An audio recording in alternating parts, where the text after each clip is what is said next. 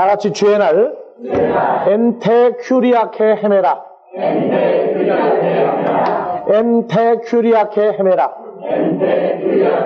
그 다음에 베욤 예와. 베욤 예와. 그래서 한글로는 엔테큐리아케 헤메라는 주의 날, 베욤 예와 하면은 여호와의 날 그 말입니다. 그래서 그날, 그때 또는 마지막 때 또는 마지막 날 그러한 그 개념이 들어갑니다. 그래서 일반적으로 우리가 예수를 영접한 사람은 마지막 때에 멸망받을 수 있다고 그럽니까? 없다고 그럽니까? 멸망받을 수 없다고 해놓고 계시록 강해를 들어가면은 무슨 사건이 나옵니까? 666 사건을 끄집어내면서 믿는 자라 할지라도 666인을 맞을 가능성이 있다고 가르칩니다.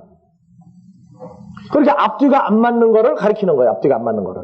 주를 영접한 사람은 영원히 멸망할 수 없다고 해놓고 마지막 때에 666 사건이 나오면 그 인을 맞을 가능성이 있다고 가르침으로 인해서 신앙생활하는 많은 믿는 사람들이 하나님의 능력보다는 오히려 사탄의 권세를 두려워하는 신앙생활 속에서, 모순 속에서 헤매는 과정을 우리가 많이 봅니다. 그래서 마지막 날은 헤매라. 네. 이것이 날, 때, 그 의미를 가지고 있어요. 똑같이. 그러니까 주의 날에 하는 얘기는 하나님의 자녀는 헤매지 않지만 하나님께로 나지 아니한 사람들은 그날이 헤매는 날이에요. 그래서 우리가 마태복음에서도 보면은 좁은 문으로 들어가라. 그게 좁은 문이 어디냐 하고 또 헤맵니다, 사람들은. 그래서 우리가 하나님께로 났다 하는 이 하나님의 은혜와 그 사랑이 우리의 평소의 모든 삶 속에서 우리에게 소망과 희망이 되고 어떤 경우에도 우리에게 좌절하지 아니하는 생명의 탈출구를 늘 마련해 주시는 것은 우리가 이러한 마지막 날 사건을 공부하면서도 누구에게든지 하나님께로 난 자는 똑같은 혜택이 주어진다 하는 것입니다. 다 같이 고린도전서 1장 8절 다시 한번 열어보세요. 주께서 너희를 우리 주 예수 그리스도의 날에 책망할 것이 없는 자로 끝까지 견고케 하시리라. 자, 그 8절이요. 주께서 너희를 주 예수 그리스도의 날에, 주 예수 그리스도의 날, 주의 날 같은 말이에요. 주께서 너희를 이 모든 날에 끝까지 경고케 하는 건 내 힘으로 되는 겁니까? 주께서 하시는 겁니까?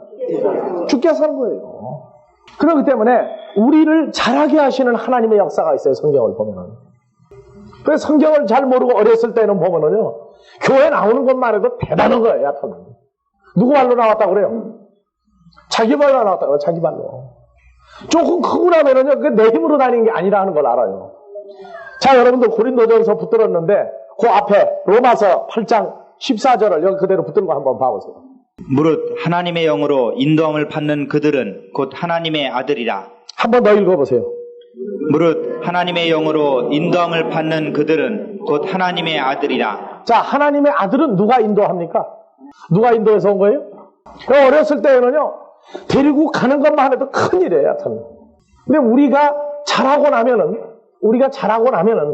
우리가 하나님의 말씀을 들으러 모이고 하는 이러한 모든 것들이 다 내 생각을 움직이시는, 배후에 역사하시는 하나님의 은혜와 역사가 우리의 발걸음을 인도하시고 하나님의 말씀을 듣게 하셨다 그래요.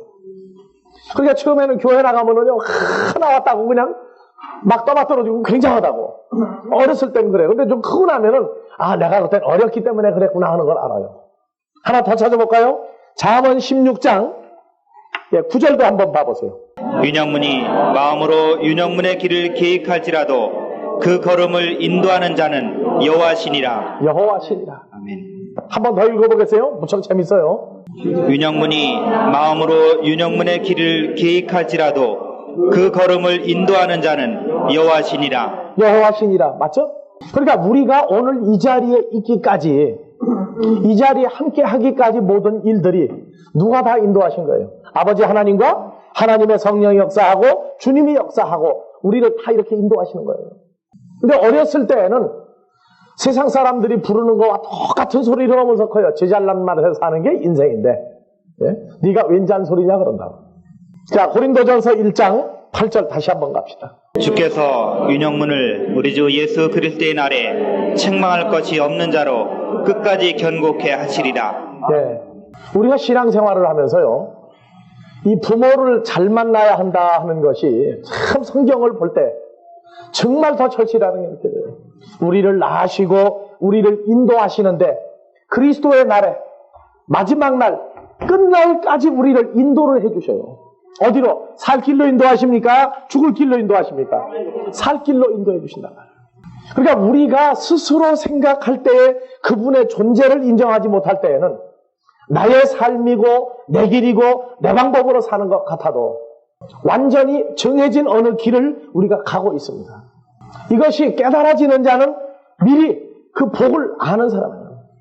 우리로 하여금 근심하게 하고 우리로 하여금 슬프게 하는 모든 일들도 전부 다 당신의 위대한 사건을 우리로 깨닫게 하기 위해서 그렇습니다. 여러분들 잠언 다음에 전도서를 한번 열어봐 보세요. 8장 14절부터 한번 봐보세요. 세상에 행하는 헛된 일이 있나니 곧 악인의 행위대로 받는 의인도 있고 의인의 행위대로 받는 악인도 있는 것이라. 내가 이르노니 이것도 헛되도다. 이에 내가 희락을 칭찬하노니 이는 사람이 먹고 마시고 즐거워하는 것보다 해 아래서 나은 것이 없음이라. 하나님이 사람으로 해 아래서 살게 하신 날 동안 수고하는 중에 이것이 항상 함께 있을 것이니라. 자, 사람이 살고 있는 동안은 항상 뭐가 왔다 갔다 한다고 그래요? 선한 사람과 악한 사람이 사는 것과 15절에 뭐가 있어요? 희락. 그 다음에 희락은 뭐가 더? 희로애락이 들어간다고. 희로애락. 그 다음에 생사고락이 거기 다 들어가요. 그래서 희락을 칭찬하느니 이는 사람이 먹고 마시고 즐거워하는 것보다 해 아래서 나은 것이 없습니다. 하나님이 사람으로 해 아래서 살게 하신 날 동안 수고하는 중에 이것이 항상 함께 있을 것이니라. 16절. 내가 마음을 다하여 지혜를 알고자 하며 세상에서 하는 노고를 보고자 하는 동시에 밤낮으로 자지 못하는 자도 있도다. 하나님의 모든 행사를 살펴보니 해 아래서 하시는 일을 사람이 능히 깨달을 수 없도다. 사람이 아무리 애써 궁구할지라도 능히 깨닫지 못하나니 비록 지혜자가 아노라 할지라도 능히 깨닫지 못하리로다. 예. 사람으로 모르게 만들었어요. 그런데 우리에게도 모르게 했습니까? 우리에게는 희로애락 중에서 오직 기쁨만이 결론적으로 남는 것을 알게 해놨어요. 오직 그 결정적인 마지막 기쁨, 그 영생의 삶을 우리에게는 알도록 허락을 해놓은 가운데에서 우리가 지금 살고 있다는 겁니다. 그래서 고린도전서 1장 8절에서 우리 각자를 주 예수 그리스도의 날에 그 마지막 날에 책망할 것이 없는 자로 끝까지 경고케 하시리라. 이게 내 힘으로 되는 것이 아니라 우리를 인도하시고 출생하게 하신 아버지와 그리스도의 은혜와 역사로 말미암아 그날 어느 때에도 우리에게는 모든 것이 형통하리라 하는 사건입니다. 그래서 고린도 후서 1장 14절에서 너희가 대강 우리를 아는 것 같이 우리 주 예수의 날에 너희가 우리의 자랑이 되고 우리가 너희의 자랑이 되는 것이라. 그러니까 마지막 날에는요 서로 자랑할 것이 있습니다. 서로 자랑할 것이 있는데 무엇이 자랑할 내용이 됩니까? 나에게는 누가 자랑거리고 나한테는 여러분들이 나의 자랑이 되고 여러분들에게는 누가 자랑거리가 돼요? 내가 여러분들의 자랑거리가 돼요. 옆 사람에게는 서로가 서로를 자랑할 수 있는 날이 돼요. 왜? 죽지 아니하고 영생에 이르는 하나님의 자녀로서의 삶을 다 소유했기 때문에 서로가 서로를 자랑하는 그날이 돼요. 뭘로 자랑합니까? 살았구나 하고 서로 자랑한단 말이에요.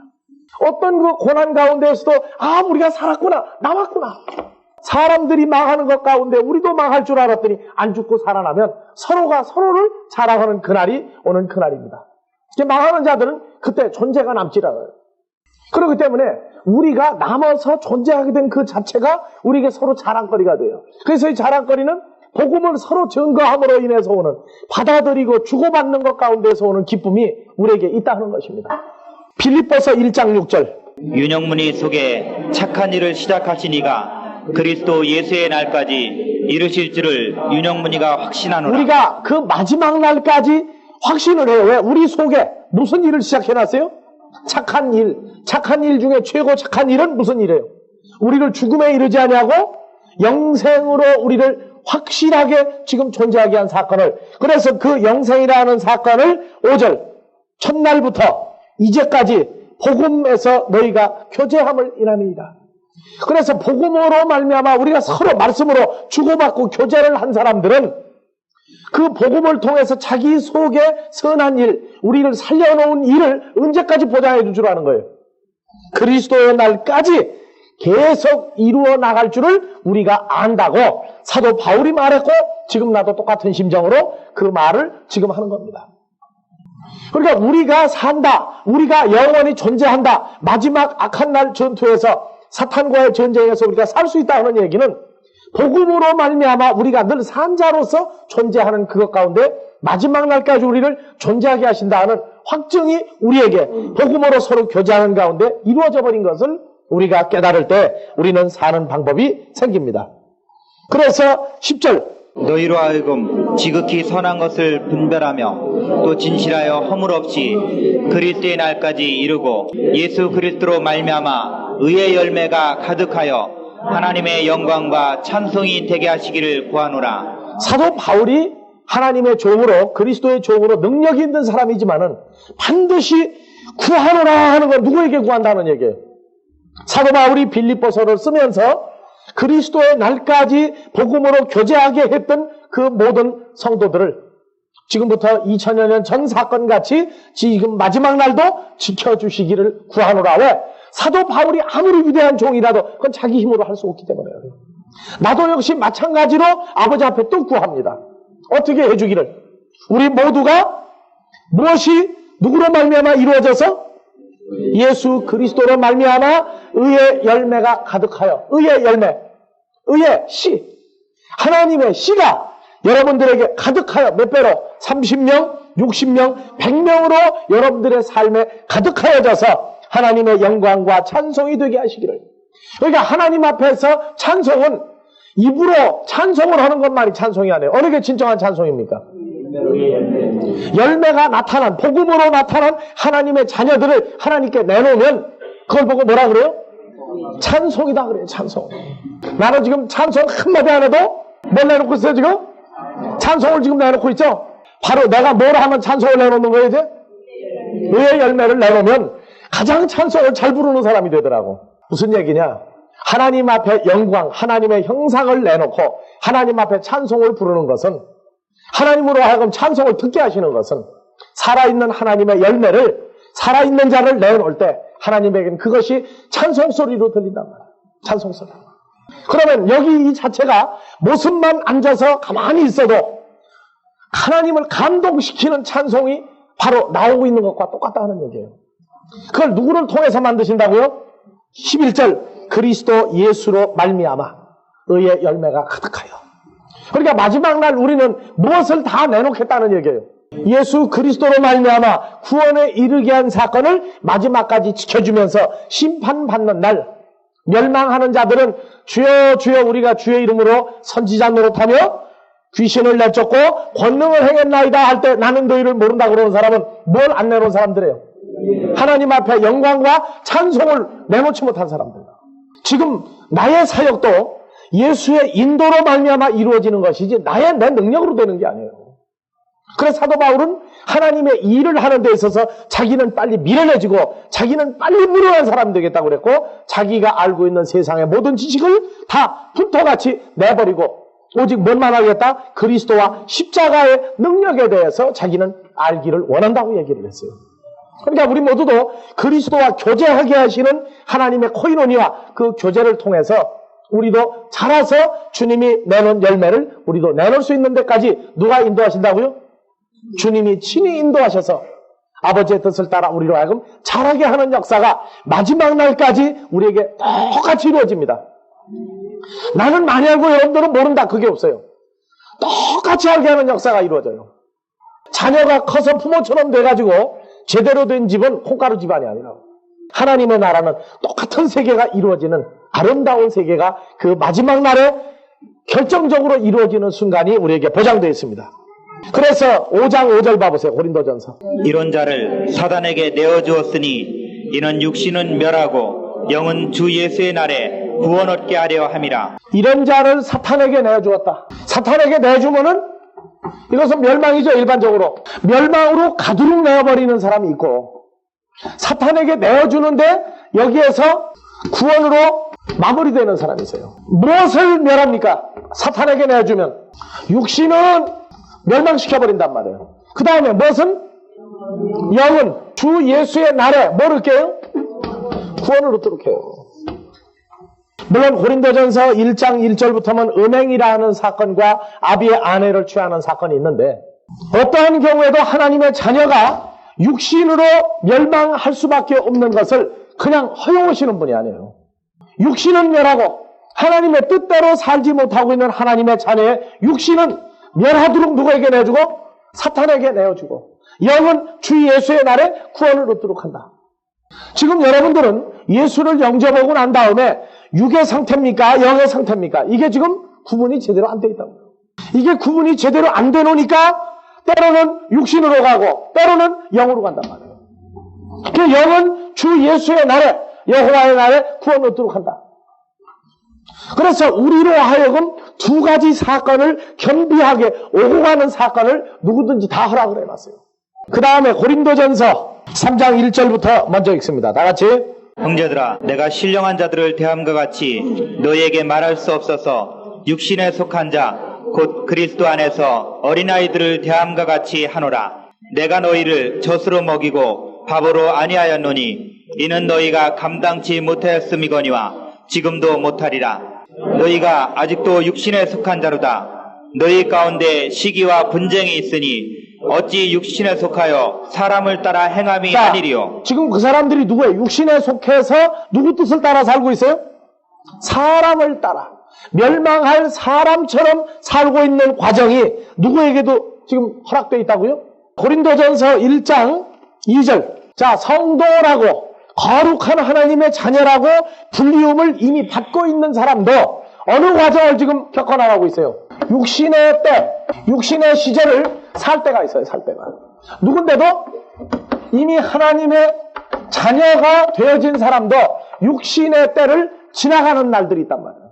이렇게 지나갈 때에 어떤 사건이 났어요? 3절 보니까 3장 아직도 너희가 어디에 속한 자로다? 육신에 속한 자예요. 자, 하나님의 자녀는 그리스도 예수 안에 있는 자죠. 있는 자들인데 육신의 때를 계속 그렇게 살려는 사람들이 있단 말이에요. 고린도전서 6장 15절을 읽으세요. 너희 몸이 그리스도의 지체인 줄을 알지 못하느냐? 내가 그리스도의 지체를 가지고 창기의 지체를 만들겠느냐? 결코 그럴 수 없느니라. 창기와 합하는 자는 저와 한 몸인 줄을 알지 못하느냐? 일렀을 때 둘이 한 육체가 된다 하셨나니 17절 다 같이. 주와 합하는 자는 한 영이니라. 자, 그리스도 예수 안에 있는 자는 그리스도와 연합된 자죠. 연합된 자는 뭐라고 얘기해요?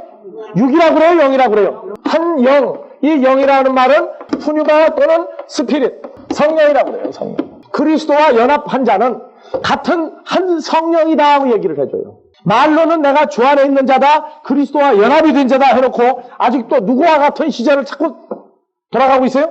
아이들이 걸음마를 시작할 때 보면은요, 엎드렸다가 일어나 서는 것만 해도 대단해요. 그때 박수를 막 쳐준다고. 그 다음에 한 발짝 걷고 어떻게 해요? 넘어지고, 두 발짝 걸어가고 자빠지고. 그래도 어렸을 때는요, 조금 걷기 시작해요. 이제 몇 발짝씩 걷는데, 그래도 뭐 하라고 그러면은 서서 하는 게 편합니까? 엎드리는 게 편합니까? 엎드려 기면서 하는 게 편해. 뭐가 된 사람도 그리스도 예수 안에서 이미 한 성령, 한 영, 이미 영의 상태가 되어진 사람도 어느 상태를 자꾸 좋아해요? 육신의 상태로 돌아갈 때가 있단 말이에요. 그러니까 육신의 상태라는 것이 지금 찾았던 갈라디아서 5장에서 다시 한번 봐보세요. 우리가 마지막 날이라고 할 때 우리는 지금 변화되는 과정을 겪어야 돼요. 그래서 갈라디아서 5장 16절 내가 이르노니 너희는 성령을 쫓아 행하라. 그래야면 육체의 욕심을 이루지 아니하리라. 자, 육신의 때를 쫓을 때는 육신의 뭘 따라 행하려고 자꾸 할 때요? 욕심을 따라 행하려고 하는 때가 있단 말이에요. 무엇을 따라가야 된대? 그리스도와 연합한 자는 바로 성령을 따라가야 된단 말이에요. 성령의 소욕을 따라가야 되는데 걸음마를 배우고 나서 서도 뭐 집어오라고 그러면 기어가는 게 빠른 때처럼 자꾸 예전 그 습성으로 가려고 그러는 그 성장 기간이 있어요. 여러분들도 교회를 다니고 신앙생활을 해도 아직도 어느 쪽이 좋냐 하면은 모든 기준이 세상적이고 육적인 기준을 많이 가지고 있어요, 여러분들이. 그러니까 일을 실수해놓고 보면 내가 이게 아직도 육신이구나. 그러나 자기는 이미 어디에 있는 상태예요? 그리스도 안에 있는 자요, 성령의 상태인데도 그게 자기 사건이 안 돼. 그래서 17절 육체의 소욕은 성령을 거스리고. 자, 누굴 거스리고? 이 성령을 대적한단 말이에요. 거스린다는 얘기 대적한다고 말해요. 육신의 소욕은. 그러니까 어린아이 같은 신앙생활을 할 때는 문제를 일으키는 게 정상이에요. 어떻게 보면은. 처음부터 완벽하게 신앙생활하는 사람은 아무도 없어요. 그러나 시작은 뭐부터 시작이냐? 그리스도 예수 안에 있는 하나님의 자녀, 시작은 성도, 거룩한 사람부터 시작이란 말이에요. 거룩한 사람부터. 그러나 어린아이의 육신의 소욕을 쫓아가는 이 과정을 반드시 겪는데, 하나님의 자녀라 할지라도 하나님이 누구에게 내줘요? 무엇을? 육신은. 즉 내가 육신이다 하는 생각이 들었을 때에는 사탄에게 내줘가지고 문제를 줘가지고 곤욕을 치르게 만들어요. 어느 쪽으로 보내는 거예요? 육에서 영의 상태로. 너는 이제는 어린아이 과정을 겪으면 안 된다. 어디로 가야 된다? 그리스도와 연합한 그러한 삶을 자꾸 살도록 해주기 위해서는 사탄이 우리에게 뭘 주느냐? 육신의 상태 가운데서 오는 문제거리를 주고 고통을 주도록 해줘요. 그러니까 신앙생활을 하면서 어느 시점이 지나고 나면 오히려 기쁨보다는 고통이 앞서요. 왜? 매사에 하는 것마다 하지 못할 일만 자꾸 부딪힌단 말이에요. 처음에는 자연스럽게 나쁜 일도 했는데 시간이 지나면서 악한 일은 하면은 안 된다 하는 게 사사건건이 얘기가 나오니까 그때부터는 속에서 뭐가 생겨야죠. 속이 뒤집어진다고 이래요. 화나는 거예요, 제 은근히. 그런 그 반항의 시기도 통과를 해요. 그래서 사탄이 나쁜 짓만 하는 게 아니에요. 우리가 어느 쪽일 때는 사탄이 원수가 되느니 내가 육신의 생활을 할 때에는 이 사탄이 사사건건이 너는 죽일려면 한단 말이에요. 아주 죽을 지경이라 그때가.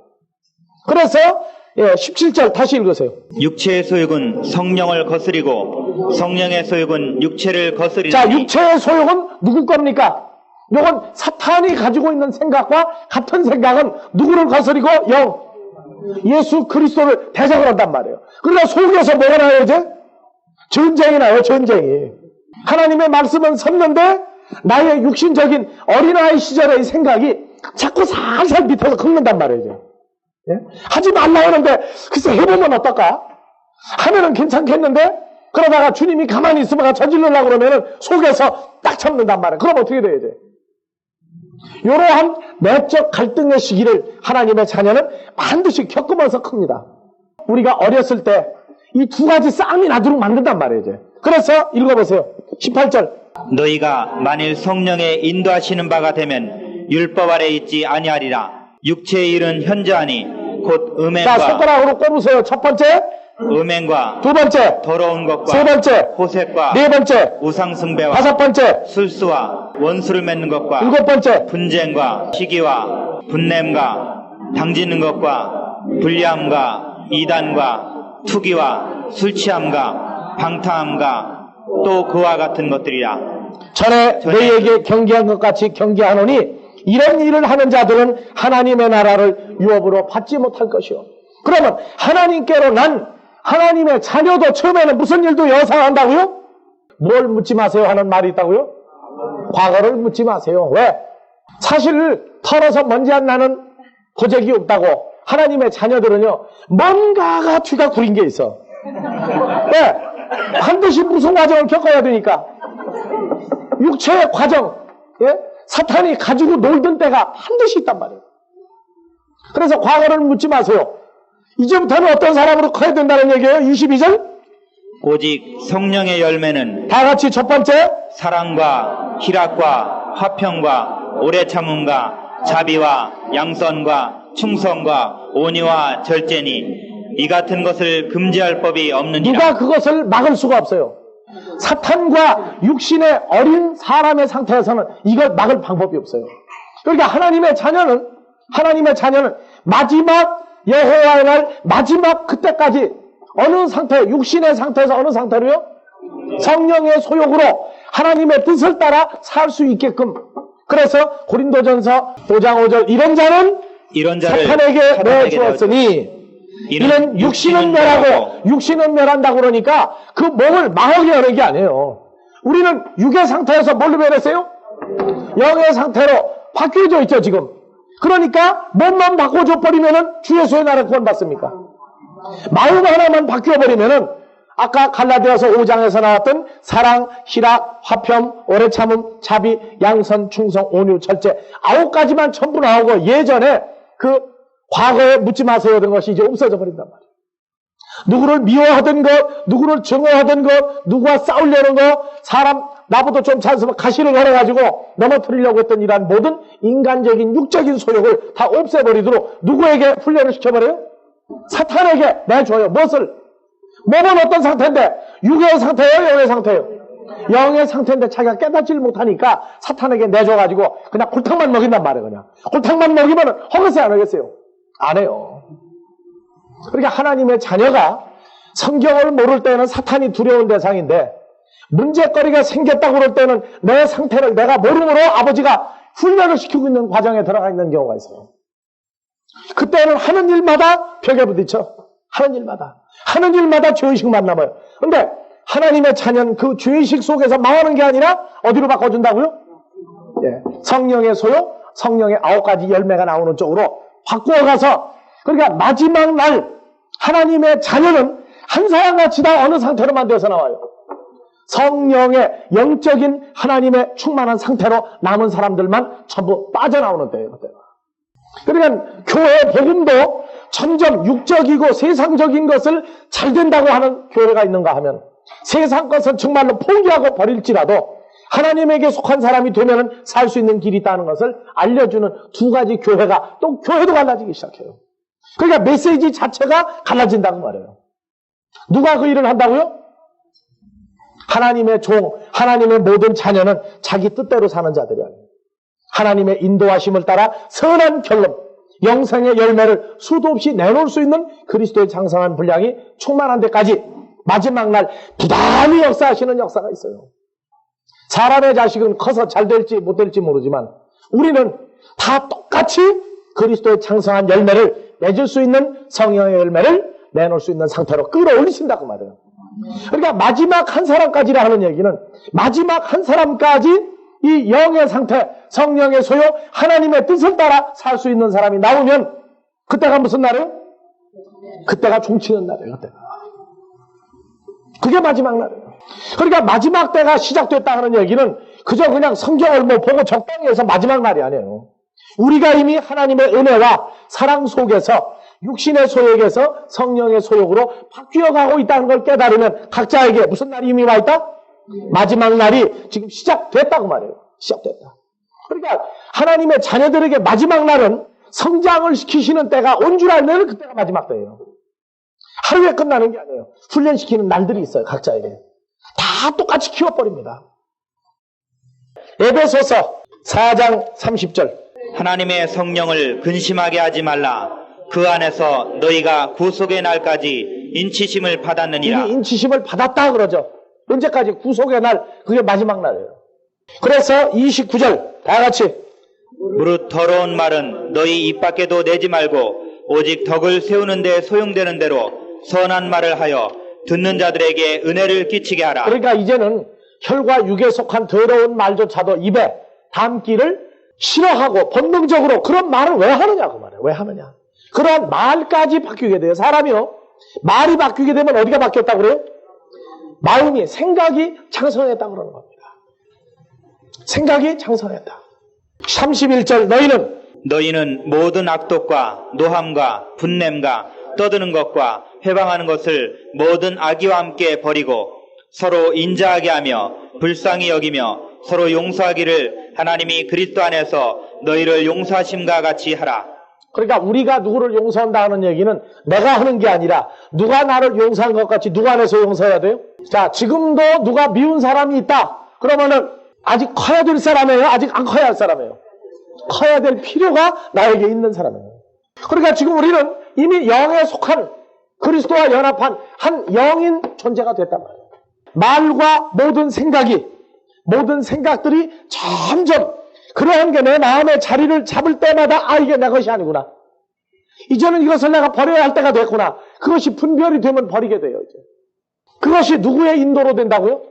사람의 힘으로 되는 게 아니에요. 우리를 지금까지 인도하시고 앞으로도 인도하기로 우리에게 보장하신 아버지 하나님의 역사가 우리를 변하게 만들어요. 변하게. 그러니까 교회 안에서는 실수를 하는 사람을 보고 절대 지적을 해서 너는 나쁜 사람이다 하는 말을 하지 말라고 말해요. 우리는 가족이 두 가지 가족이 있어요. 세상의 성을 따라난 육신의 가족이 있고 하나님의 핏줄로 난 하나님의 가정이 있단 말이에요. 여기도 무슨 가정입니까? 하나님의 핏줄로 되어진 하나의 가정이에요. 그러니까 집에서 실수하는 거는 뭐라고 혼을 내도 적당한 선에서 끝내버린다. 왜? 누가 용서해 주느냐 말이에요. 아, 식구끼리 용서 안 해주면 누가 용서해 줄 거예요.